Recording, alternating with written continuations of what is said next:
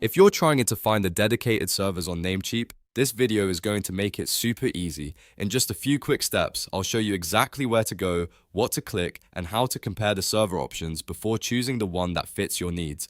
And if this tutorial helps you out, don't forget to hit like and subscribe for more simple software and website walkthroughs just like this. Alright, let's jump in. First, open the Namecheap website in your browser. Once the homepage loads, look at the top navigation bar. This is where Namecheap organizes all of its main products and services, so you want to start there. Now, move your mouse over hosting. As soon as you hover over it, a drop-down menu should appear with several hosting-related options. From that drop-down list, click Dedicated Servers. This will take you to the Dedicated Server section, where you can view the available server plans and configurations. On this page, you'll usually see a featured servers area right away. If you want a quick look at the most popular options, click View Featured Servers.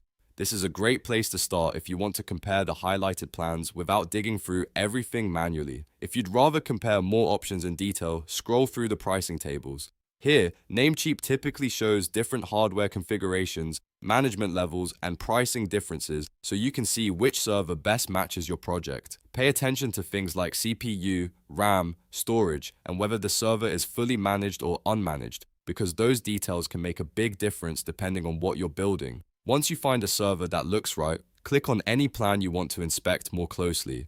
That will usually bring up additional details or direct you further into the ordering process.